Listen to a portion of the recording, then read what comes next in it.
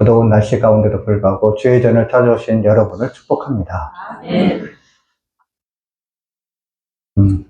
제가 한 10년 전인가요? 그러니까 몇 년 전에 그 서울의 한 교회에 그 청년 사역으로 유명한 교회에 어느 목사님이 있었습니다. 근데 이제 목사님 설교가 워낙 뛰어나니까 청년들이 그곳에 이제 많이 갔습니다. 그리고 교회도 부흥을 했습니다. 그런데 이제 나중에 알려진 일이지만 이제 목사님이 조금 사생활에 문제가 있었죠. 그래서 이제 그 교회를 이제 사임하게 되었습니다.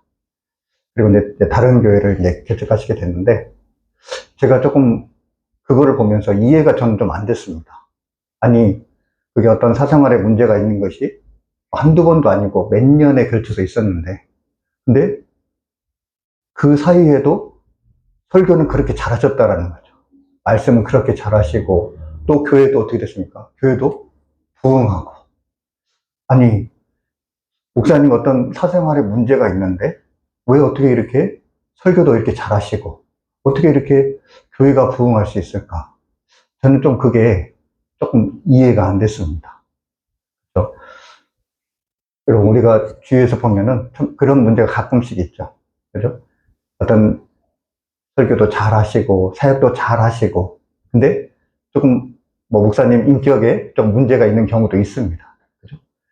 목사님 인격은 별 볼 일 없는데, 굉장히 설교는 잘 하시고, 그죠? 또 사역도 굉장히 잘 하시고, 참 그런 또 목회자들이 있습니다. 그죠? 우리 성도님들도 마찬가지죠. 사역도 굉장히 잘하지만, 그러나 또 뭔가에 또 인격적인 문제가 있는 분들도 있죠. 근데 여러분, 우리가 이것을 어떻게 이해해야 될까요? 어떻게 이해를 해야 되는 거죠? 여러분, 세상 사람들이 지금 우리 교회를 어떻게 보고 있습니까?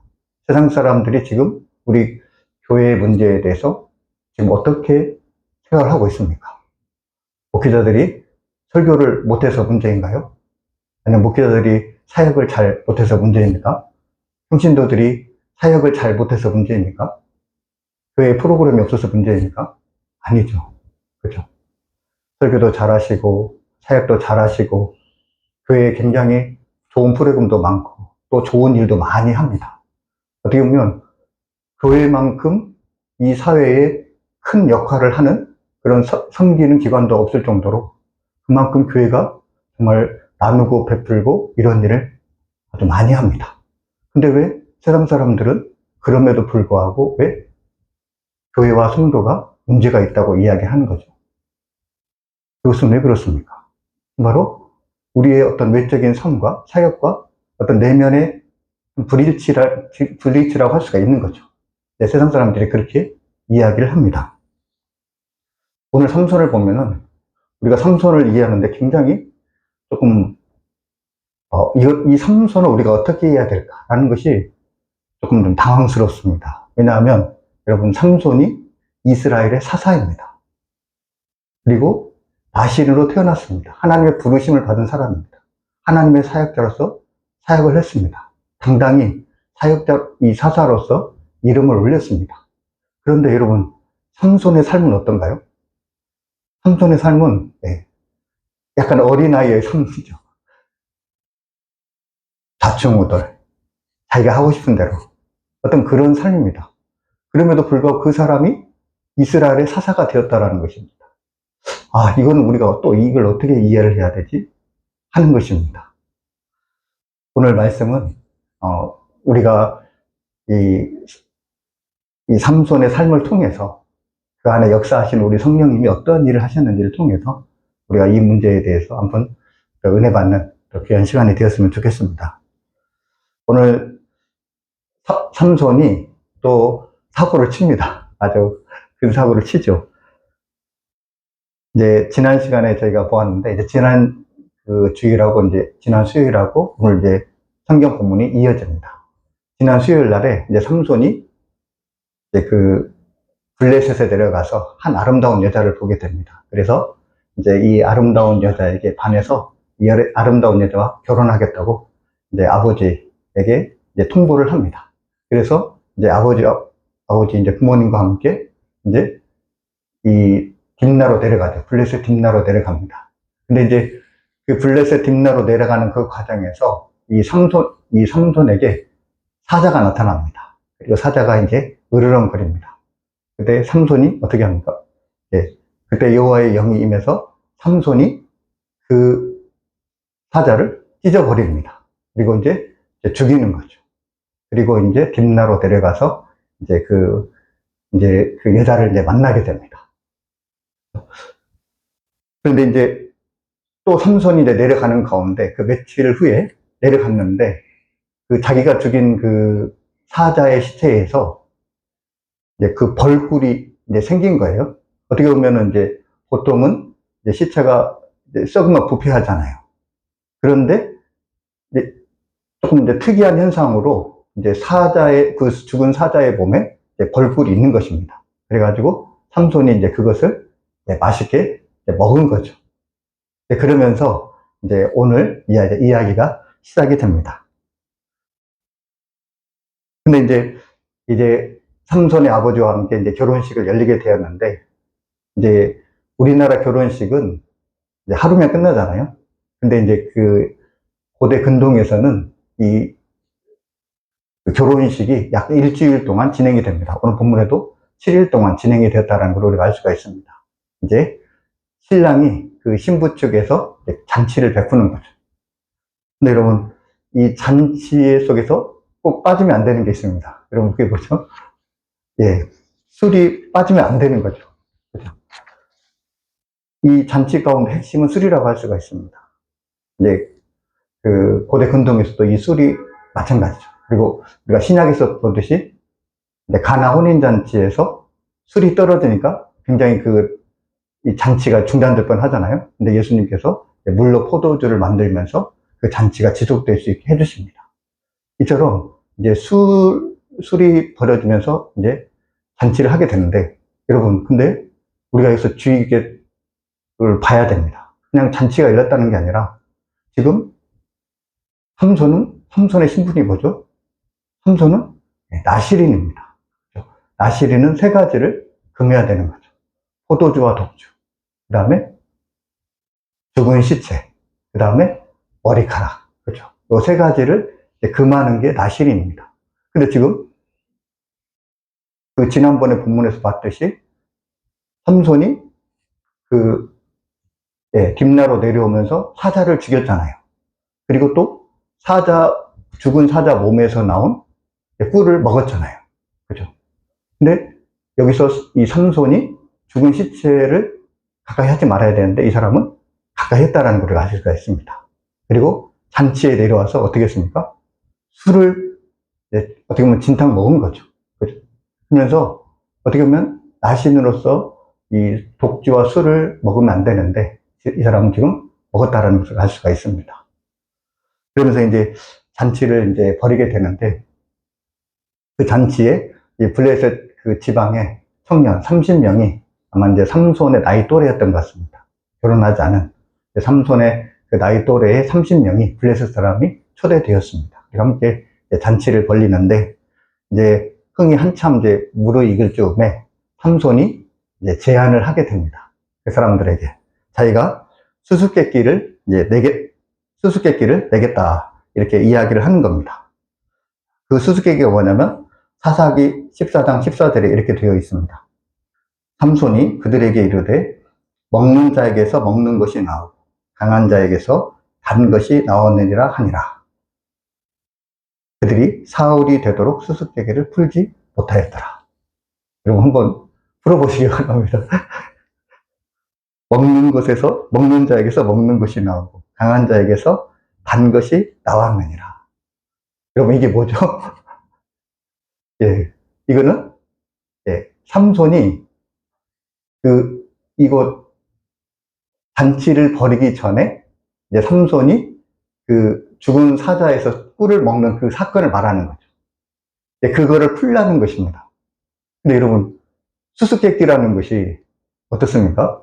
이렇게 수수께끼를 내면 됩니까? 안 됩니까? 수수께끼 이렇게 내면 안 되죠. 왜냐하면 이거는 자기의 체험입니다. 삼손만이 알 수 있는 것입니다. 공통적으로 알 수 없는 거죠. 그렇기 때문에 개인적인 체험을 가지고 이렇게 내면 안 되는 거죠. 그죠? 근데 삼손은 이렇게 냈습니다. 그렇죠? 그래가지고 이제 문제를 내는데, 여러분, 블레셋 청년, 이제 또 30명에게 제안을 하는 거죠. 자, 이것을 마치는 사람에게, 자, 옷, 베어 30벌, 겉옷 30벌을 주겠다. 그런데 만약 너희가 못 맞추면 나에게 그것을 다오. 이렇게 제안을 하게 됩니다. 근데 이 블레셋 청년들이 아무리 생각해도 이것을 알 수 있습니까? 없습니까? 네, 알 수가 없는 거죠. 왜냐하면 삼손이 혼자 경험한 거니까. 그래서, 근데 여러분, 이거를 7일 동안 못 맞추면은, 이제, 배우 30벌, 겉옷 30벌을 줘야 돼요. 근데 이거 배우 30벌, 겉옷 30벌이라는 거는, 지금이야 이제 옷이 흔한 거니까, 그렇지만 옛날에는 옷이 아주 귀한 것이었습니다. 일단 이게 재산이 되었거든요. 그래서 이거는 꽤 많은 그 금전적인 값어치가 있었습니다. 그렇기 때문에 어쨌든 간에 이 청년들은 이것을 문제를 풀어야 했습니다.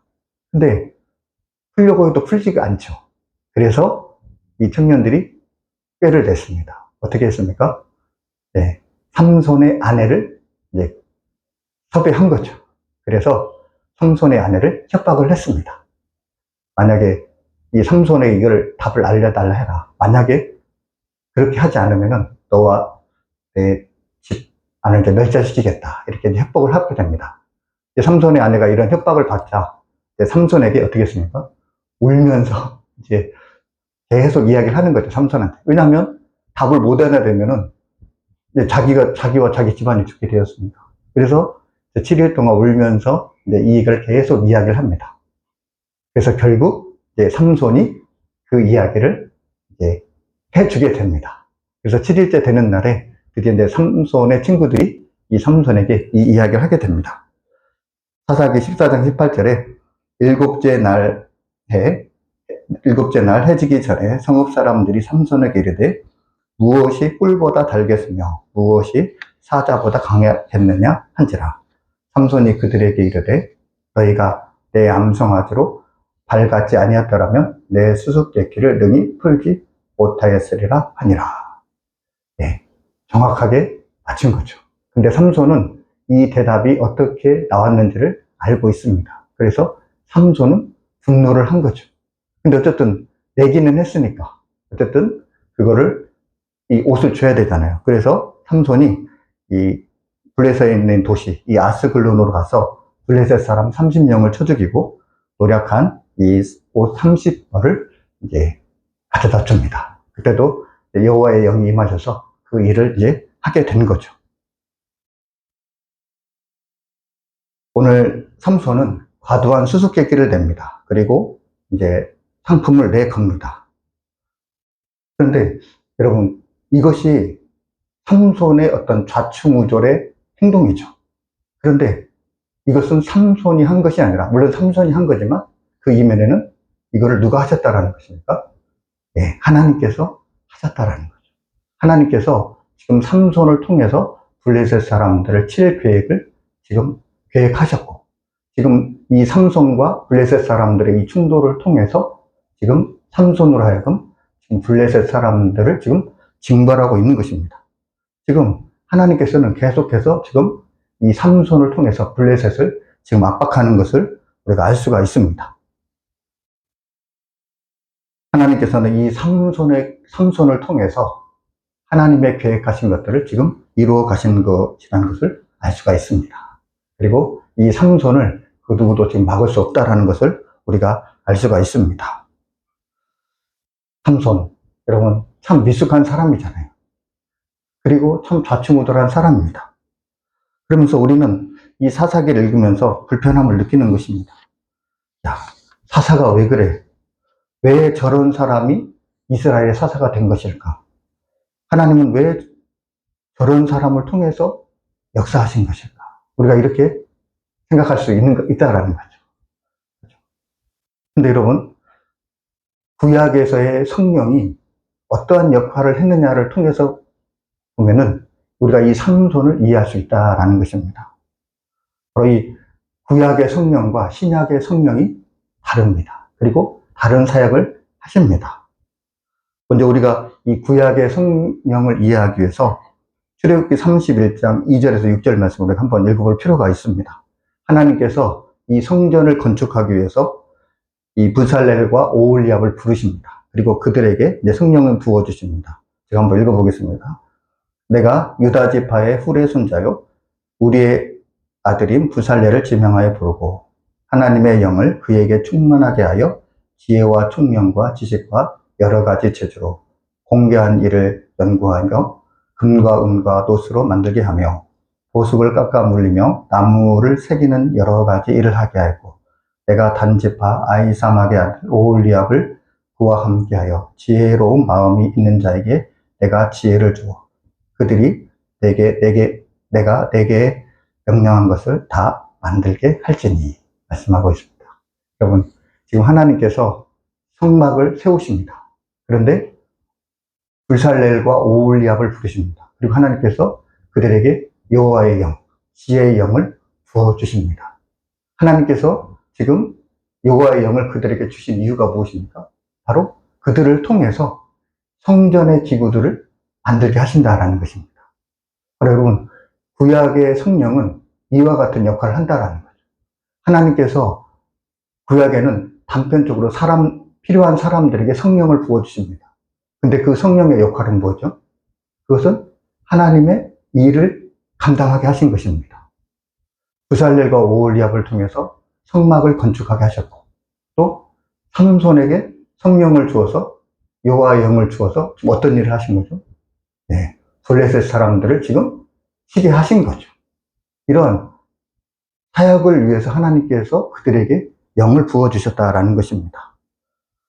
구약에서 성령은 특정한 사역, 특정한 사명을 위해서 특정한 사람에게 일시적으로 주어졌다는 것입니다.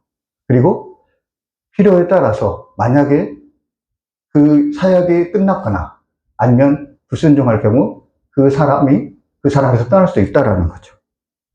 사사기 16장 20절에 보면은 하나님의 영이 이 삼손을 떠난 것을 우리가 알 수가 있습니다.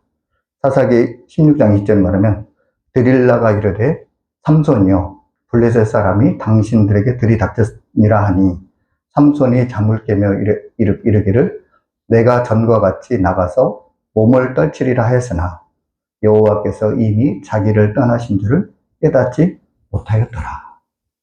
지금 여러분, 여호와의 영이 삼손을 떠났다고 이렇게 기록을 하고 있습니다. 그렇죠. 어떤 특정한 사역을 맡기신 다음에 그가 어떤 특정한 일을 이루었을 경우 하나님께서는 여호와의 영은 그를 떠날 수 있다라는 것입니다. 그렇죠. 구약의 성령은 이처럼 특정한 사람을 통해서 왕이나 특정한 인물들에게 역사하시는 것을 우리가 알 수가 있습니다. 그렇다면 여러분, 신약에서의 성령은 어떨까요? 주님께서 우리에게 성령을 약속하셨습니다. 그리고 모든 믿는 자에게 성령을 부어주십니다. 그리고 성령은 우리 가운데 항상 함께 계시는 분이십니다. 그렇죠? 성령은 우리 마음에 내주하시면서, 그렇죠? 내주하시면서 우리의 마음속에 계시고, 우리를 도와주시고, 우리를 바른 길로 이끌어 주시고, 하나님의 성품을 담게 하십니다. 그러니까 구약의 성령은 제한적인 사역을 했다고 한다면 신약의 성령은 우리에게 수많은 일들을 하시는 거죠.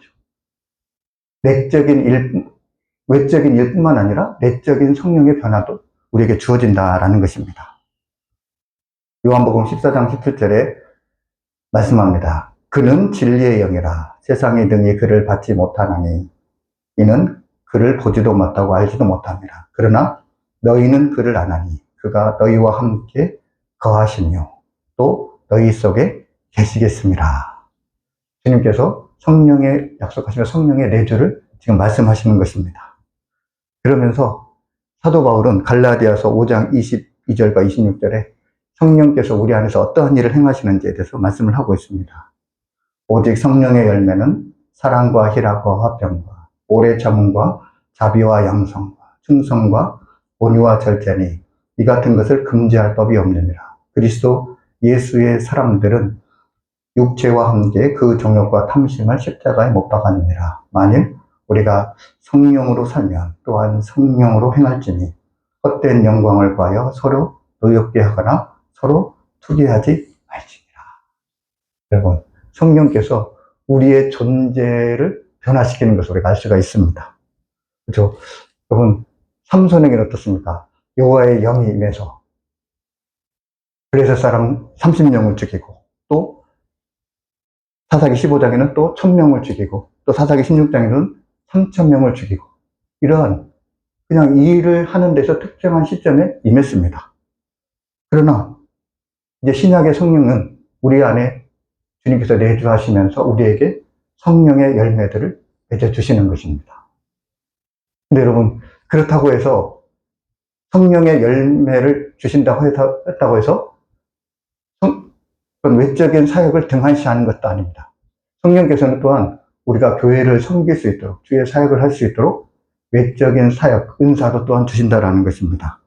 고린도서 12장 8절 이하의 말씀은 지혜의 말씀, 지식의 말씀, 믿음, 또 병 고치는 은사, 신의 은사죠. 능력 행함, 예언함, 또 영들 분별함, 각종 방언 말함, 또 각종 방역 통용함. 그러면서 사도 바울이 뭐라고 하면 이 모든 일은 같은 한 성령이 행하사 그의 뜻대로 각 사람에게 나누어 주느니라. 네, 성령은 이처럼 구약의 시대와 같이 우리가 외적인 일을 할 수 있도록 그런 은사들을 주십니다. 또한 성령은 우리 안에서 내주하시면서 우리 마음 가운데 성령의 열매들 맺힐 수 있도록 도와주시는 분이 바로 성령의 역할이다라는 것입니다. 여러분, 그렇다고 한번 문제를 한번 내보겠습니다. 성령의 열매 중에서 가장 귀한 성령의 열매는 무엇일까요? 최고의 성령의 열매는 네, 사랑이죠. 네, 고린도서 13장 1절 3절 말씀에 내가 사람의 방언과 천사의 말을 할지라도, 이것이 외적인 사역이잖아요.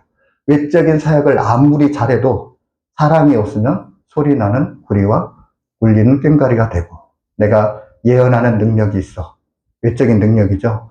모든 비밀과 모든 지식을 알고 산을 옮길 만한 믿음이 있을지라도 사랑이 없으면 내가 아무것도 아니요, 내가 내게 있는 모든 것을 구제하고 또 몸을 불사르게 내어줄지라도 사랑이 없으면 내게 아무 유익이 없느니라.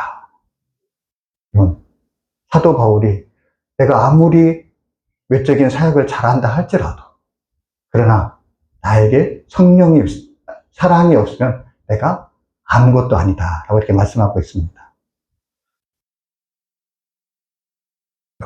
성령께서는 우리로 하여금 사역을 감당하겠습니다. 그러나 또한 우리 안에 그 내면에 성령의 열매들을 맺혀주게 하신다라는 것입니다.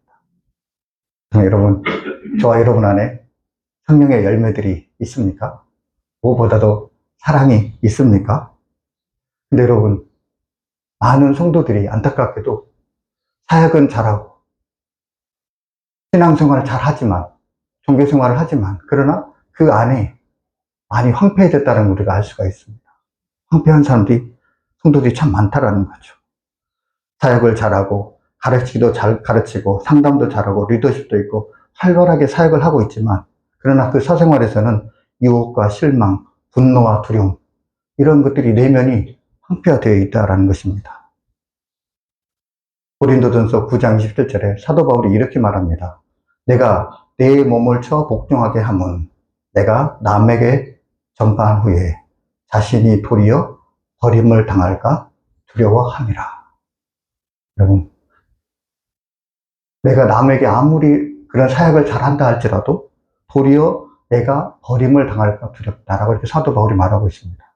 근데 말씀을 묵상하면서 여기서 버림을 당할까 두렵다라는 것이 무엇일까? 그것은 바로 내적인 이 성령의 열매가 없는 거죠. 내적으로는 이미 황폐화된 것입니다. 사역은 잘하고 있지만 지금 사도 바울은 이것에 대해서 두려워한다는 것을 우리가 알 수가 있습니다. 여러분, 우리가 무엇보다도 이 내면에 성령의 열매가 가득 맺혀지는 저와 여러분이 되었으면 좋겠습니다. 여러분, 우리 안에 성령의 열매들이 어떻게 맺어질 수 있습니까? 주님께서 말씀하셨죠. 내 안에 거하라. 나도 너희 안에 거하리라.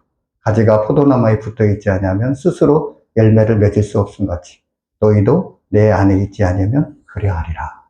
우리가 성령의 열매, 내면의 변화가 이루어질 수 있는 것은 우리가 주님 안에 있을 때 우리에게 성령의 열매들이 맺혀진다라는 것입니다. 여러분, 오늘 하루를 살면서 얼만큼 주님 안에서 사셨습니까? 얼만큼 주님을 부르며 주님의 말씀을 묵상하고 또 주님께 묻고 주님께 자신의 길을 의탁하고 주님께서 하신 일들을 알고 또 주님께서 하신 일을 감사하고 또 주님을 얼마나 기뻐하며 주님과 교통하며 교제하며 살았습니까? 여러분은 무엇보다도 주님의 안에 거함으로 성령의 아름다운 열매들을 가득 맺어가는 저와 여러분이 될 수 있길 주님의 이름으로 축복합니다. 기도하겠습니다. 주님, 내가 내 몸을 쳐 복종하게 함은 내가 남에게 전파한 후에 자신이 도리어 버림을 당할까 두려워함이라. 사도 바울의 고백처럼 우리가 주님의 일을 감당하면서도 성령의 열매가 없을까 두렵습니다. 주님, 우리 마음이 황폐화되지 않게 하시고 우리 안에 주님 안에 거함으로 성령의 열매들을 맺혀질 수 있도록 인도하옵소서. 무엇보다도 사랑의 열매를 많이 맺을 수 있도록 인도하여 주시옵소서. 그리하여 우리의 모습을 통해서 사랑의 주님이 증거될 수 있도록 도와주옵소서. 이 모든 말씀 예수님의 이름으로 기도하옵나이다. 아멘.